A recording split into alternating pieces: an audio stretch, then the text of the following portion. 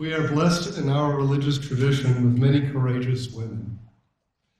Judith Sargent Murray, Dorothea Dix, Susan B. Anthony, Olympia Brown, and many others gave us an example to follow and a clear vision of a better future. 19th century Unitarian women were different. They had confidence, and they had a powerful message to impart to our larger society.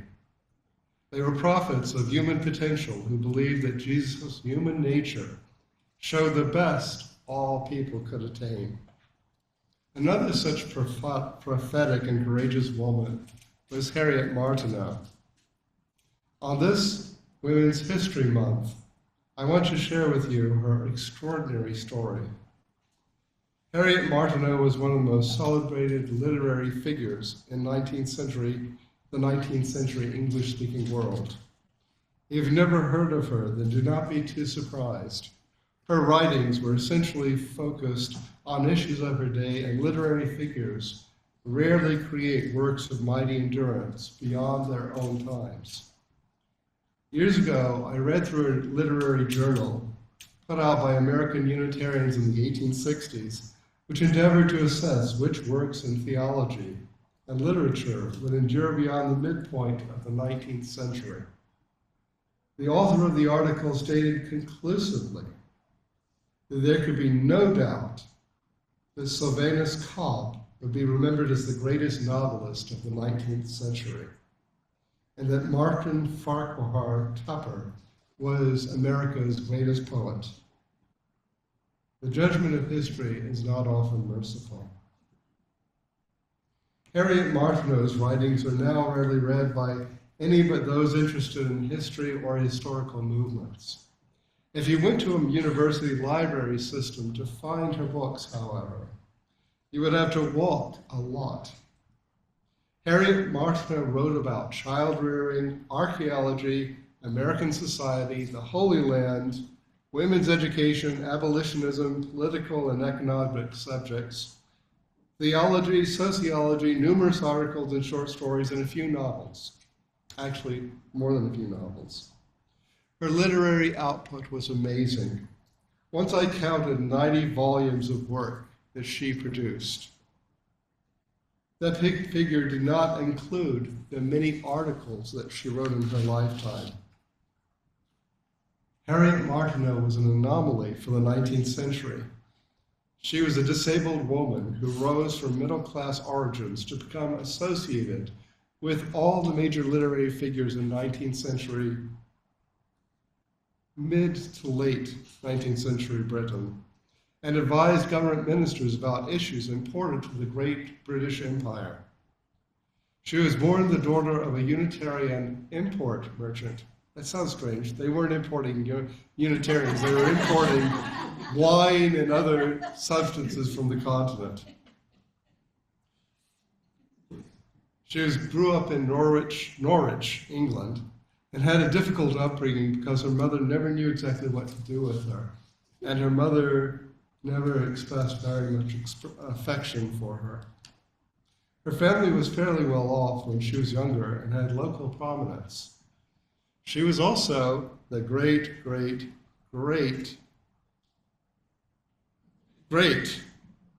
aunt of Kate Middleton, the current Princess of Wales. Sometimes I see a picture of Kate Middleton on the newspaper or somewhere online, and I look at the picture and I see those dimples and that nose, and I say, okay, she's a Martineau, because I recognize her, some resemblance, or at least I imagine that I recognize some resemblance between herself and her great aunt. One of the aspects of being Unitarian back in Harriet Martineau's days was that girls were expected to be educated. This contrasted with the general views of early 19th century life. This practice may have had its roots in Unitarian belief that everyone should read the Bible and discern the truth out of one's experience and education. Though she was educated at home in her earlier years, Harriet was fluent by 12 in French and Latin, was good at math, and had a grounding in history and Christian theology, just from the instruction of her father and brothers by the time she was 10. Her formal education would never exceed her teen years, but the education she received from her father and brothers probably exceeded the education that most children receive nowadays in elementary school. By the time she was 12, her progressive deafness caused too much difficulty with her mother, who could not seem to find the patience to deal with Harriet. Harriet could only hear using an ear horn at that point. She was sent off to her aunt's house for a couple of years. In her autobiography, she stated that before she went to visit her aunt, she felt insecure and had a poor sense of self-worth. Her Aunt Kentish's home was everything that Harriet needed.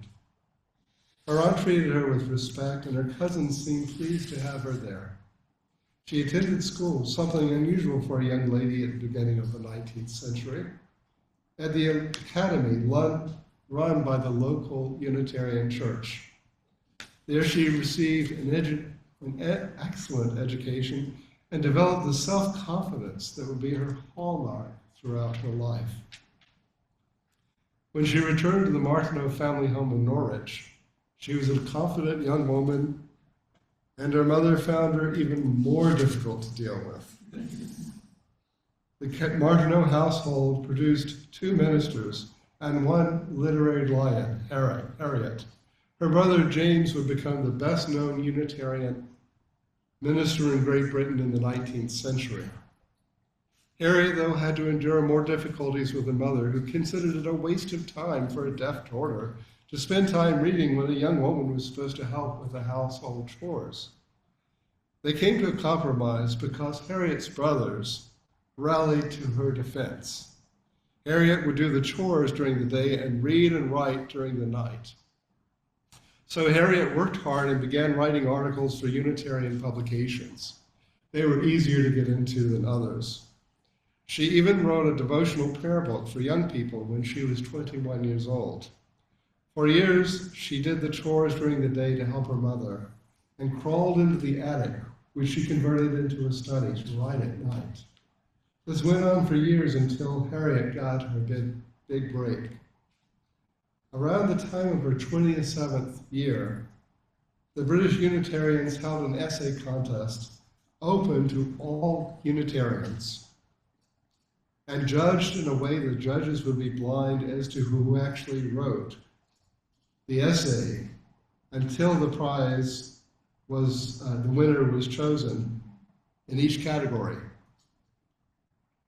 For each essay, a winner would be chosen. The essay topic for each category was that the essayists, it's kind of embarrassing, were to write about the superiority of the Unitarian faith to the Muslim, Jewish, and Roman Catholic ones. It's where we were. It would be a national competition with the winner to be announced at the assembly, the annual assembly of the British Unitarian movement.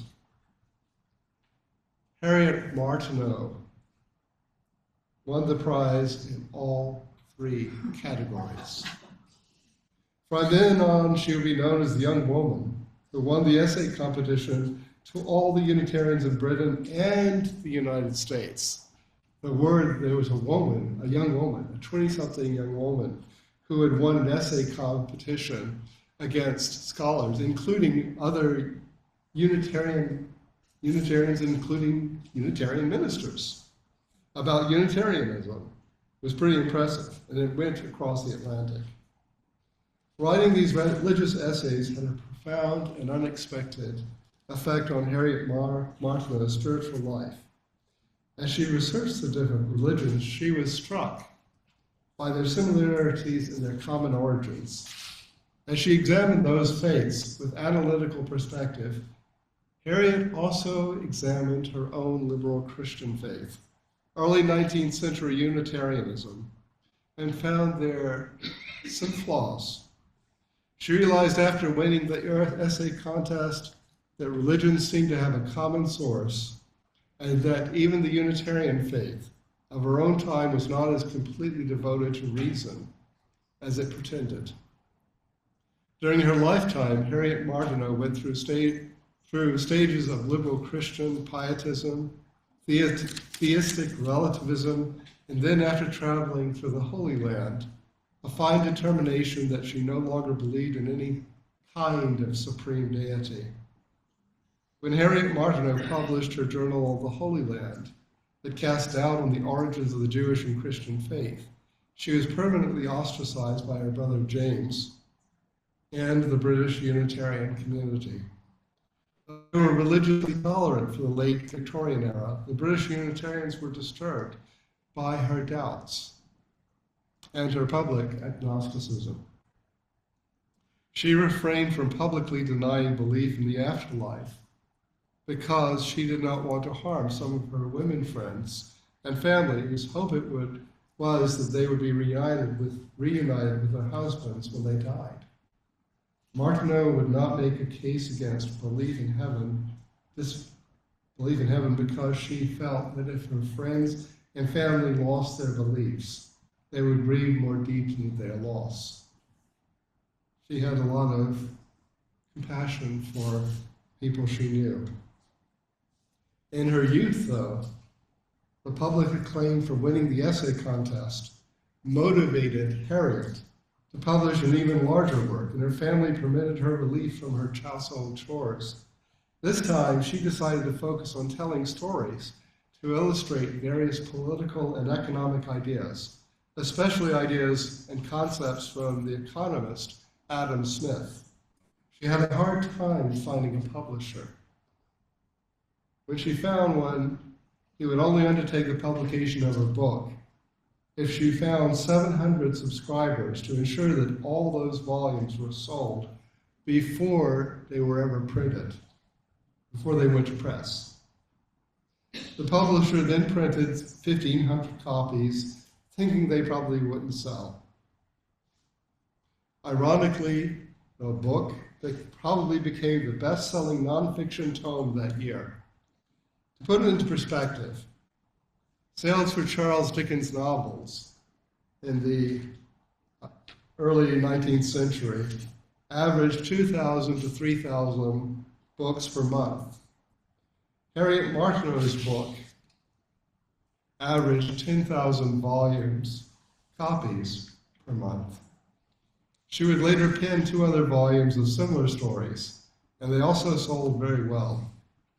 Her book was entitled Illustrations of Political Economy, and it was a series of stories explaining political and economic ideas. One of the criticisms that had been leveled at expanding the electorate of England, Great Britain, had been the men who would be given the right to elect members of parliament, and other politicians had not been educated about political or economic issues. Harriet Martineau's book simplified these into basic ideas, and it was read and passed around. Elected officials and members of parliament also read and passed the book around, as they needed to read the book that future voters were reading in order to pepper their speeches with elements relevant to those stories. Referring to Harriet Martineau, Lord Brougham, then Lord Chancellor, a position then most closely analogous to that of Attorney General in the United States, said in a public speech, "A deaf girl in Norwich is doing more good than all the men in England."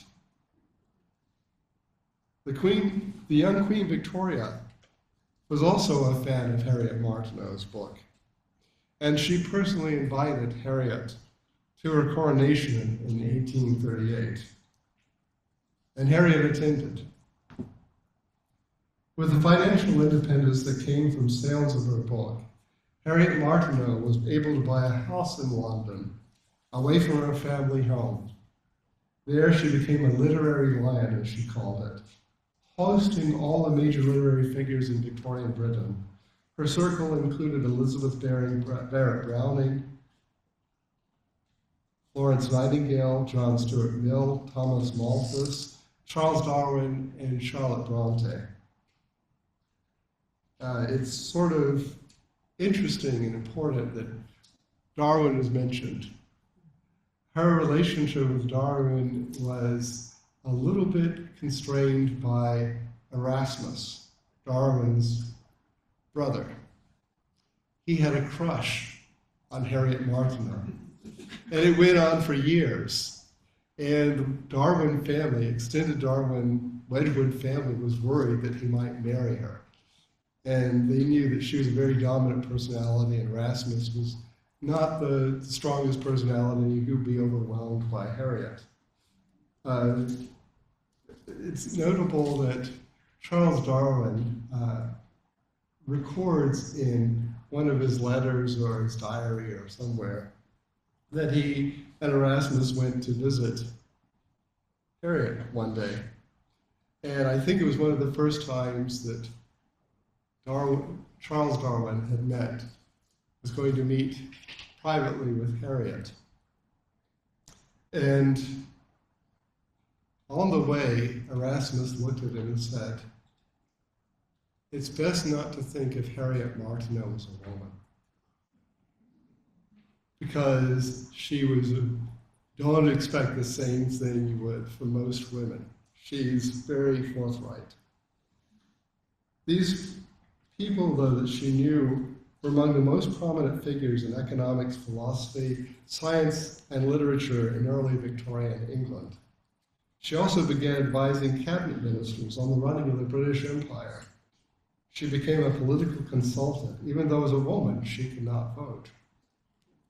Being Harriet Martineau, she argued with some of the other British literary lions.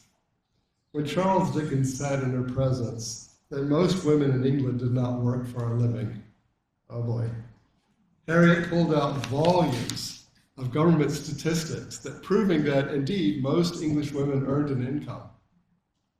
Charles Dickens was surprised, but also convinced by Harriet Martineau's evidence.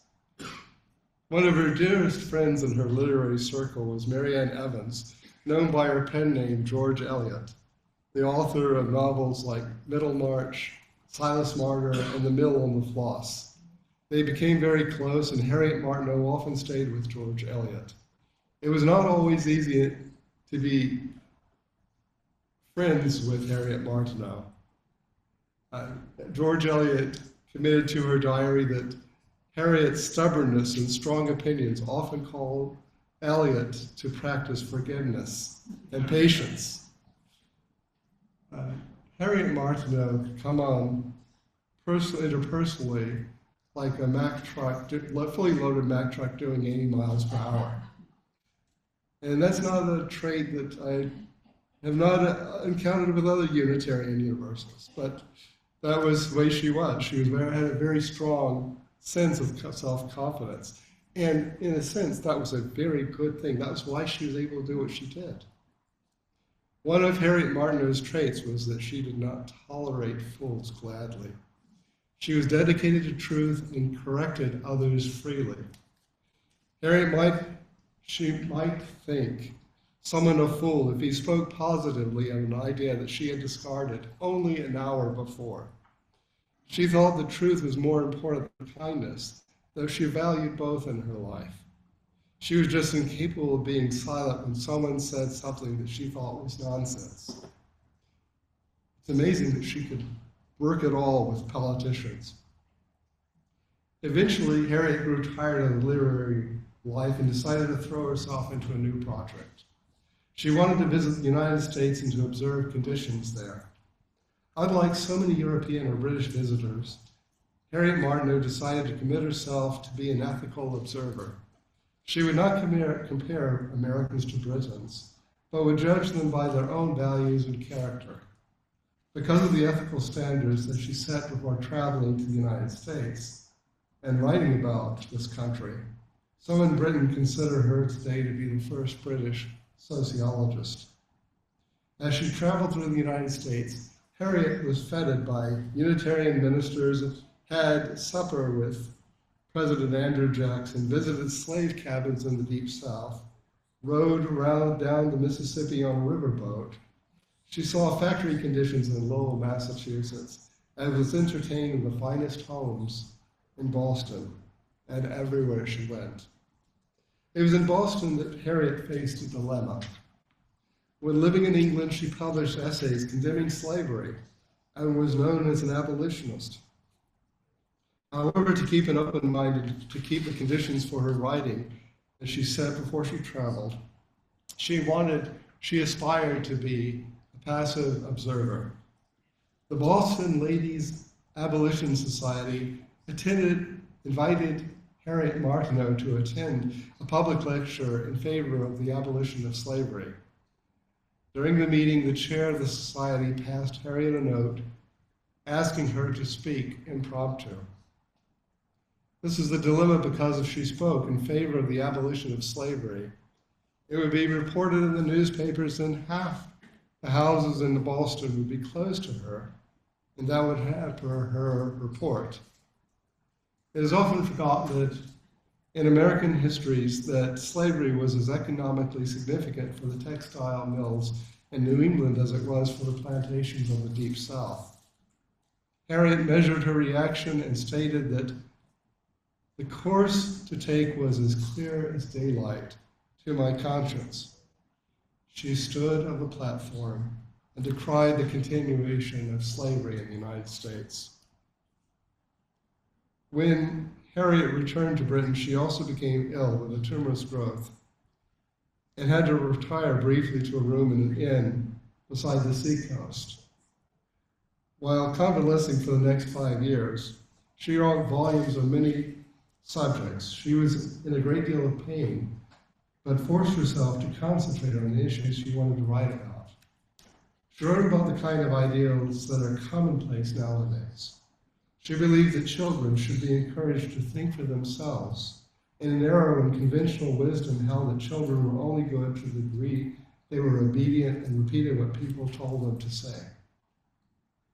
She advocated again for the abolition of slavery in our country and throughout the world. She condemned the tyranny of the Russian Empire so ardently that the Tsar forbade her publications from ever entering his realm, and also forbade Harriet that honor as well. She also condemned her own nation's policies in Ireland and moved for the end of the British presence in India. Of course, she believed in the education and political rights of women. It was so obvious to her that she could not imagine how anyone else could believe otherwise. She encouraged the government to extend the right to vote to all British subjects, male and female. She went on the trip to the Holy Land after the five years of convalescence. At the time, it was customary practice. When she came back, she fell and was never really able to walk around very much when she returned from the Holy Land. She had a tumor, a uterine tumor, and could not be it was inoperable. And for the last 20 years, she would be living in a small house away from London.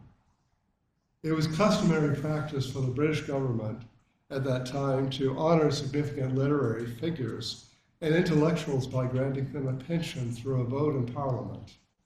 Twice Harriet Martineau was so honored, and twice she refused. She would not accept the honor of a public pension as long as the British government did not represent all the British people. At the time, property qualifications still prohibited most British men from voting, though they all still had to pay taxes. Harriet refused the pension because poor people who were taxed without representation would pay for it.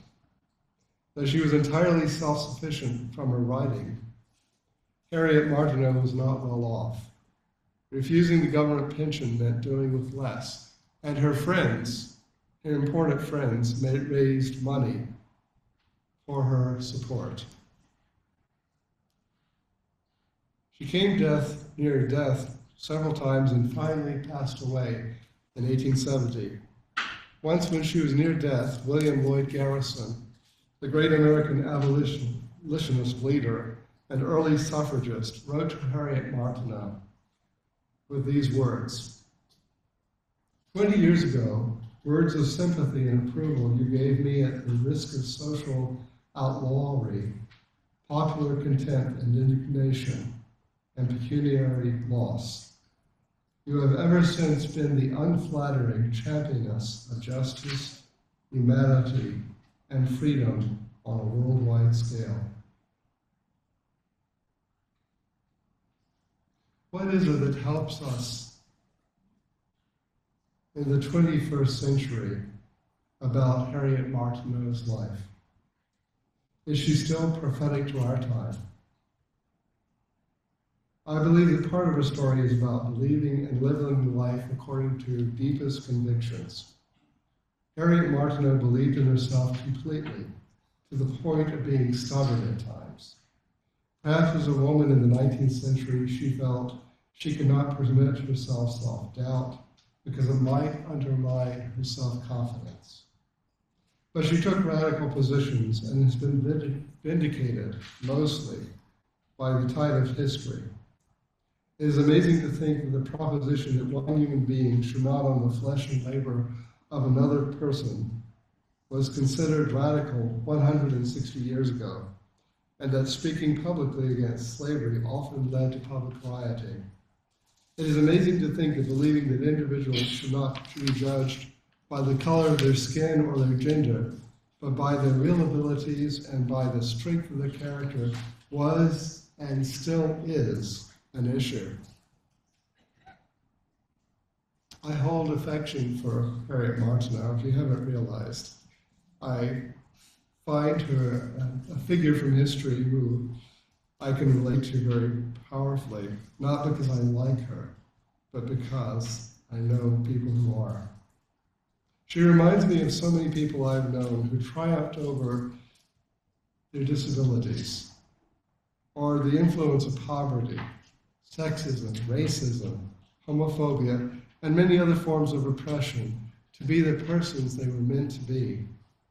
They were people who found their voice and spoke and lived in ways that demonstrated who they were, and their faith was obvious to anyone who knew them. Harriet Martineau was like that.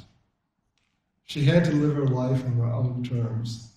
She wanted to do things that women were not supposed to do in the 19th century. She wanted to think and to learn. She wanted to explore the world of ideas and beliefs. In our labors to make a better world, let us not forget the state of our society is due to people who took risks, who bore the courage of their convictions. Harriet Martineau risked isolation, poverty, and ridicule to speak out for the rights of women, the abolition of slavery, and many forms of tyranny. Though she was a disabled woman, she was able to persuade others of her views at a time when women and disabled people were relegated to silence in their communities. Let our memories of their story and sacrifices be a beacon to us for another day. May our consciences be as clear as day, and our faith guide us to see beyond the conventions of our times, to have the courage to challenge beliefs that do not speak to human need or oppress the spirits of our fellow human beings. Grant that we shall also have the vision and the courage to persevere in the ways that Harriet Martineau, and so many others did before us. Grant that we will dare to continue to bless the world with our presence this day and evermore. Amen. Our closing hymn for today